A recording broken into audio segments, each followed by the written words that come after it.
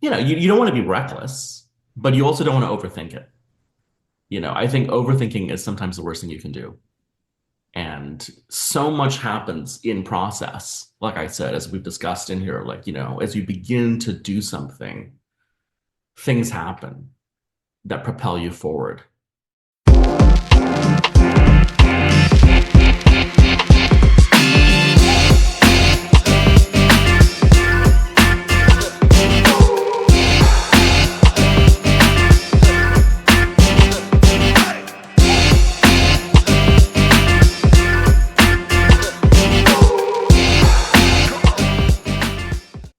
Hello, everyone. I am Melissa Forziat of Take the Doughnut, here to help you get inspiration and get donuts. I'm a motivational keynote speaker, and today I'm bringing you a Take the Doughnut interview with Kevin Kwan. Kevin Kwan is the author of New York Times bestselling Crazy Rich Asians trilogy of books, and most recently, Lies and Weddings. Welcome, Kevin. Hey, it's so great that we're finally getting to do this. I am so excited to talk with you. When I thought about who I wanted to ask these questions to, you were one of the first names that came to mind because I know it's going to be a very interesting mix of potential answers here. Before we get into anything more serious, I have to ask the obligatory question. What's your favorite donut? Ah, well, I should ask, where are the donuts? I thought, you'd be delivering a whole box of donuts and I could choose a donut while we did this, but no, I'm just kidding. It's funny. I really like a classic glazed donut. Okay. I mean, I It, just feel like there's something very perfect about the combination of the sweetness, the savoriness, the little fun, sticky quality to it. I mean, it's all of it is like the perfect alchemy, and I think there's a perfect amount of umami in a glazed donut. okay. I was expecting an extravagant donut, but it was like an extravagant answer for a simple donut. Okay. It's so good. Uh, That's excellent. Well, I said just a little bit about you up front, but tell us more about yourself. What should we know about your story? Where to begin, right? It's always hard to talk about oneself, but I think these days I'm primarily a writer. I'm a writer, I produce movies, I work on TV shows, and I've done a lot of things over the last few decades, but it's always come back to writing and to storytelling. So, I'm the author of Crazy Rich Asians and four other novels. I've done nonfiction in the past. I've written travel books. I've worked on illustrated books. I've been a design consultant. I've been a fine art photographer. So I've taken lots of donuts and, enjoyed the different sampler boxes over the decades. Yeah, that's part of the reason why I wanted to talk with you about this because you've had the sampler box.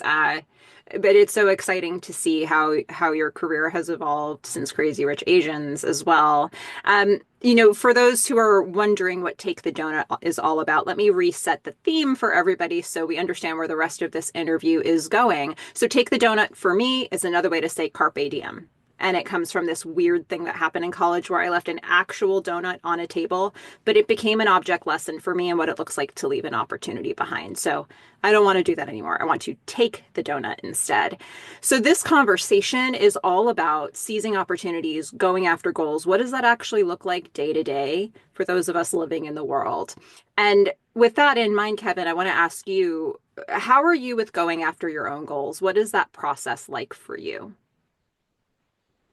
It's interesting because I've really been thinking about that ever since we first started talking about doing this. And I consider myself a very introverted, just happy-go-lucky person that's actually experienced a lot of luck in my life.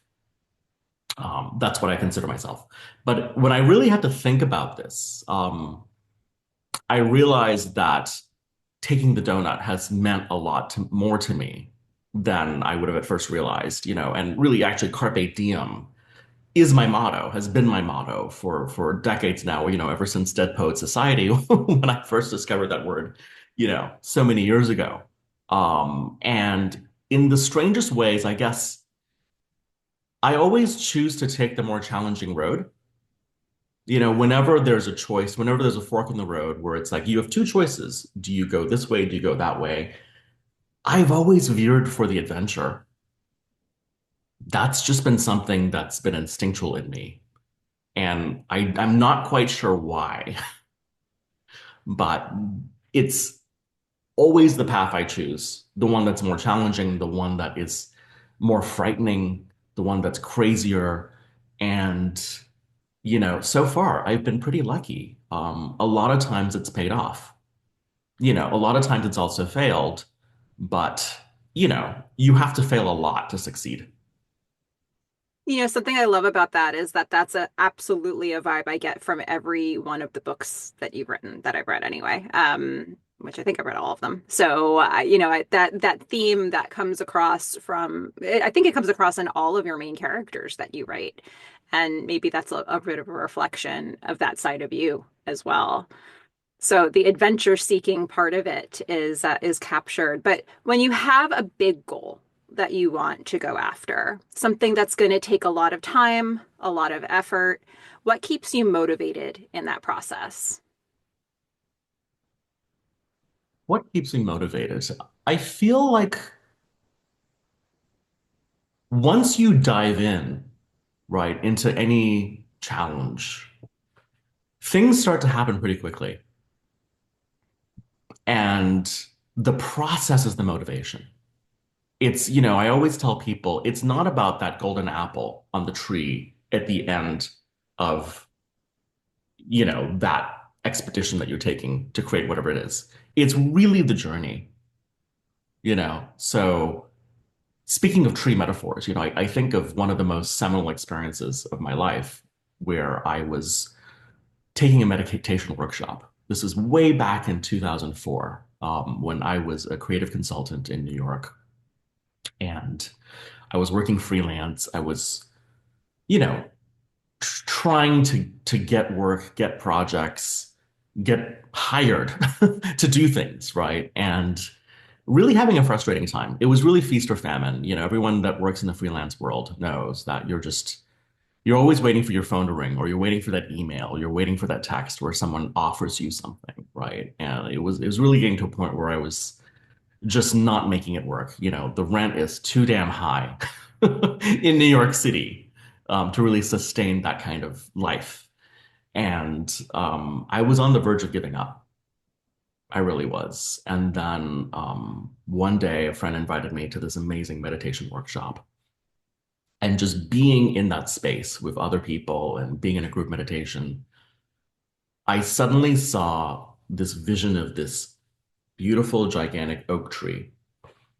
Um, but what I could see was underneath the oak tree. And they always say, a tree, the root system is as big as the tree itself. You just don't see it, right? So underneath every oak tree is a giant oak spreading through the earth. And that just came to me, and I saw that, I've lived in New York now for 10 years. And I've dug deep and I've established all these roots, right? And instead of giving up and fleeing the city and going to plan B or whatever that is, it's time to really go even deeper and find the seeds in each of those roots, right? And it's also about making things happen for yourself and not sitting there and waiting for the phone to call, right? Not going into the classroom and waiting for someone to hand around a box of donuts and offering you one, really. I love that story you told, by the way, but just seeing it there and taking it. So I really took that to heart. And, literally a week later, um, I had a meeting with this amazing photographer, Alexis Rodriguez Duarte. And I'll never forget, seeing his beautiful work.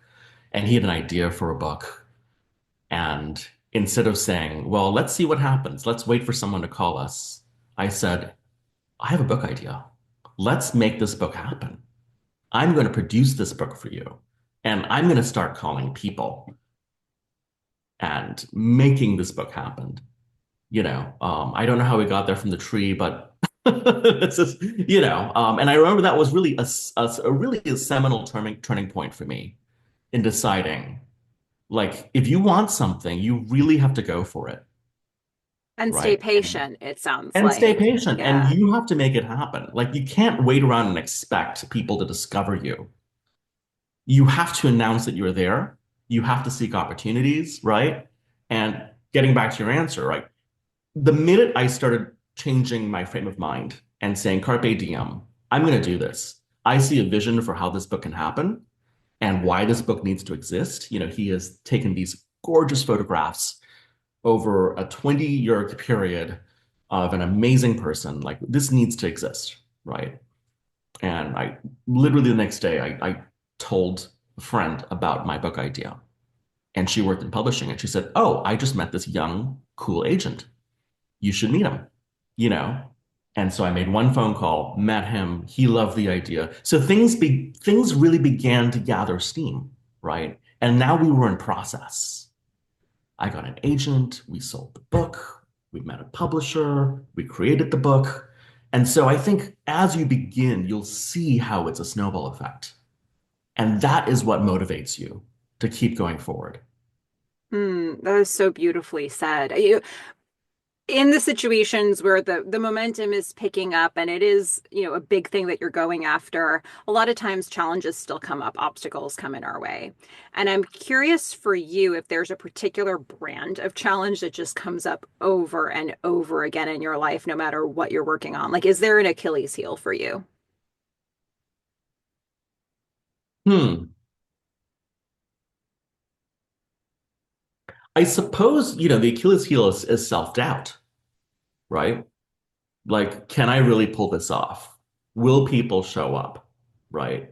When you're putting your whole life into writing a book, for me now, like my life is very much centered on storytelling and writing books. And you spend 2, 3 years sometimes just locked in a room creating this whole world, right? And it's about believing that people are going to show up. People are going to want to read about this world that you've created and read about these characters that you've really kind of dreamt up from nothing. And every now and then I sit up and I go, who the hell is going to want to read this? You know what I mean? Like, am I out of my mind? Have I finally jumped the shark or do I just keep going there? Right. Um, and somehow I always end up doubling down and saying, you know what, just go there. I was just thinking, as your work has gotten sort of more and more eyes on it over the years, has that self-doubt for you increased, decreased, or stayed the same? Do you have a barometer for that? I think it's changed, right? Because with more eyeballs, with more readers, with more fans, you feel that pressure. Like you feel the pressure to deliver for them, right? Like it's really an honor and a privilege to be in a position where someone chooses to give their time. Time is the most precious thing in the world, I feel, and we're all so out of time these days, right? So for someone to go to a bookstore, choose your book, get it off the shelf, spend their hard-earned money to invest in this world, right? And to say, in the little bit of leisure time that I have, I'm going to open this book at night or whenever and be in this world. That to me, to be able to give them that is the ultimate privilege. So you feel the pressure of, I need to deliver for them, right? I want to take them on an amazing ride, that in some way changes their life in this moment, Hmm. whether it provides escape or a laugh or inspiration or, a moving moment. You feel that pressure. So yeah, I think it's success has enabled me to want to take more risks and want to keep pushing myself to tell stories that, compel the reader even more. But you do feel this tremendous responsibility of Hmm. like the work and is this worthy of, I really am conscious of that reader experience, Yeah. you know. So when you think back on your life, and this could be a personal or professional answer for you, what would you say is the biggest donut you've ever taken? And I've been really curious to see what you would pick for this because I feel like Mm. you have sampled so many donuts. So, what's the biggest one you've sampled? The biggest donut I've taken, to mix a metaphor very badly, is taking a big bite out of the big apple. Yeah. So I'm going to take you back to 1995. Um, at this point, I was in grad school. I was studying creative writing. I was getting my MFA in creative writing from the University of Houston. And my whole life was seemingly mapped out in front of me. I was having an amazing time on campus, really going into this academic world of research and writing. I had a wonderful group of friends who were all writers and poets. Um, and I was working for the Office of Multicultural Services at the university. But I could see my whole life mapped out for me, where I would finish my MFA and I would maybe get another job, an even better job at the university. I'd apply to, I was on this academic track to both publish and become a professor, really, because that's pretty much the only thing you can do with an MFA in creative writing, right? And that's a great life, mind you, like to be a teacher and to write and to publish. Um, but there was always this other side of me that wanted a different adventure. That was my visual side. I always knew I had this dream of going to art school, and specifically going to art school in New York and having that New York experience. And at some point that spring, I think as I was like working through all the various papers and assignments and also, trying to create new work to fulfill, these projects and assignments, I was thinking, I really haven't lived, you know? And to be a writer and to be a creative writer, you really kind of have to live. And my whole life at this point has been, growing up and then university in this very bucolic, idyllic, tiny bubble of a world, which is wonderful. But like, in order for me to really tell stories, I have to have adventures. I have to, you know, be like Jack Kerouac and get on the road. I have to do all these things. And so I need a new adventure that has nothing to do with writing, So I began applying to art schools across the country. But specifically, I knew I wanted to be in New York. And miraculously, I was accepted into Parsons School of Design. And it was a last minute acceptance. I remember getting the letter in the beginning of August, and they were saying, well, orientation is in 23 days. You need to show up in New York City August 23rd and begin orientation if you want to take this donut, right?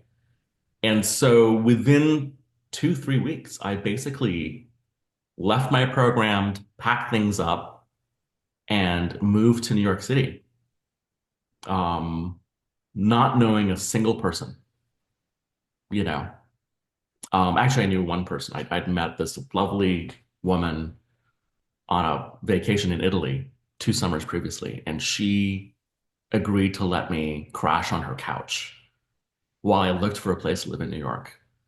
And something compelled me, to just pack up my life into one suitcase, move to New York with one phone number, and the opportunity of a sofa. But it truly, really, it changed the course of my life, you know. What a picture you're painting. Uh, This is so great. Is there a donut that you're taking right now that you can talk about?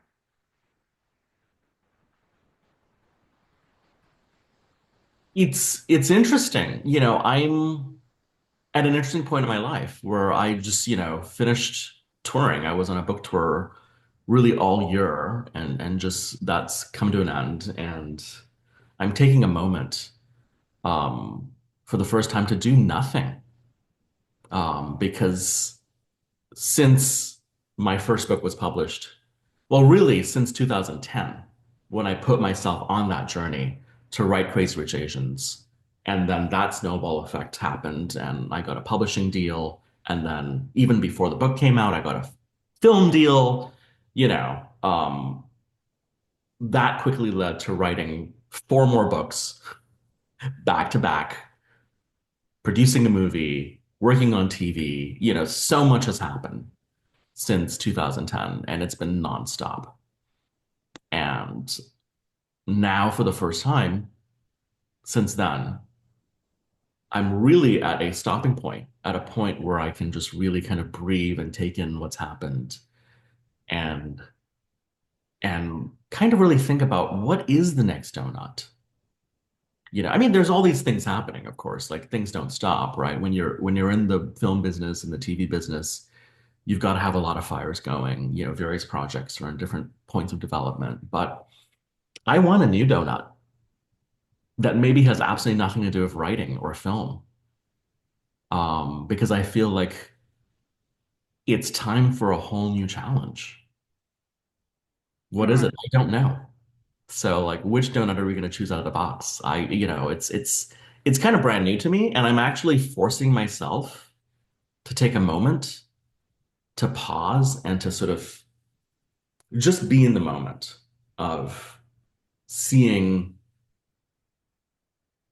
what comes up. And I think sometimes you have to do that, right? Before you can say carpe diem. Yeah, what an exciting time. And, it seems like instinct really drives you as well. So it should be interesting to see like what kind of lights you up when it comes through your inbox or however the ideas come in or are presented to you. Like it'll be interesting to see what lights your fire at that Yeah. point. Yeah. Or sometimes you just got to leave, right? Like, yeah, I mean, I'm not going to abandon my life by any means, but sometimes you have to do something that's completely outside the box. Mm. Uh, Going to art school, right? In the middle of, I mean, quitting a creative writing program and going to art school and moving to New York really put me on a journey that 20 years later would lead to my first published novel. If I Mm. hadn't done that, none of that would have happened. Yeah. You know, Oh, I it's so feel. interesting. So it's you never know. And so so many people always come to me with choices like what should I do? Should I take this donut or should I take that donut? And I always just say just jump, right? Back to your metaphor. Just take the donut and don't spend too much time stressing out about which choice to make because one choice will lead to something else, right? But just you gotta jump, first of all, for something to happen. I think you're starting to answer the next question. So, if there are Yeah. people who are listening to this who do have a donut they want to take, maybe it's still an idea, maybe they're starting on the path and they're sort of looking for that next step and trying to get the motivation. What would you say to those people? It sounds like this is a start to that answer. Yeah, I always just say, really, you don't want to be reckless, but you also don't want to overthink it. I think overthinking is sometimes the worst thing you can do. And so much happens in process, like I said, as we've discussed in here, like, as you begin to do something, things happen that propel you forward, I find, you know. So my advice is always to just jump in, or you can spend the next 10 years worrying about it or second guessing yourself or like figuring out the risks and the pros and the cons. And it's like, go to where the energy is, you know, which one makes you smile more? That's what I always think, right? If that's what motivates you, or which one makes you more afraid, you know, for me, having the uncertainty, that fear, that's what actually motivates me. Like this is more uncertain, this is more um unknown, but that's what excites me. That might not be for everyone, you Mm. know, So but well said. But I like that yeah, you've given it options. Like maybe yeah, it's the happiness that motivates you. Maybe it's the fear that yeah, tells you which way you should go. But look for yeah, the thing that's your litmus test and exactly. then just jump. Yeah. For me, fear is about taking risks, right? And I think whenever you take a big risk, at least for me, it's always more exciting, you know. And for me, it tells me this is what's going to challenge me. The safe route I can do in my sleep, right? But the thing that really gives me pause. I mean, we're talking about career choices here. We're not, these are not, some choices you really don't want to take the risk, mind you. But, we're talking about what inspires you, what propels you forward.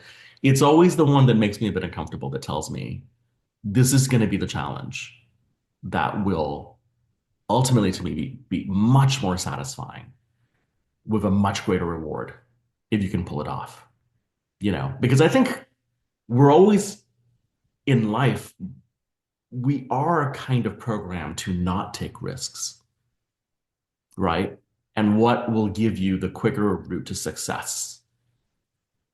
What's the easier road with less obstacles? And, sometimes that doesn't really work for you. Hmm.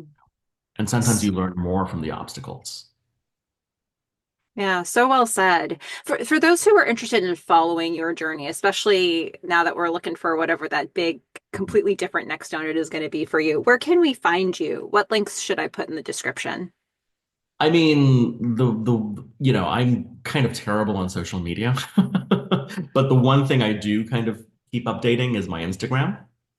So that's probably the quickest way into my world and sort of, my crazy life. And I also, having a background in photography, I still love to take pictures. So I still love to document aspects of my life, through photography and telling story through pictures and words. And that's the way you'll find me. For example, yesterday I was able to visit with an amazing artist and was able to visit her studio and took a portrait of her with her artwork. And, that was what inspires me as I continue to be on this grand adventure. Hmm. Oh, that's so great. So everybody be sure to check out those resources. I'll put a link to your Instagram in the description so people can find that. And if you liked listening to this interview, be sure to like and subscribe on the video because there's so many inspirational interviews still to come. But in the meantime, Kevin, thank you so much for taking time and talking with us about what opportunity looks like in your life and, sharing some thoughts that may inspire others. It's been a pleasure. It's nice to sometimes sit back and really think about that and think about, what the donut is. So thanks for that opportunity too. Oh, that's so wonderful. Yeah, very, very rarely do we stop and smell the roses. So I think this is, a nice opportunity to be able to do this with you. And to everybody who's watching this, go out there, get inspiration and get donuts. Bye, Always everybody.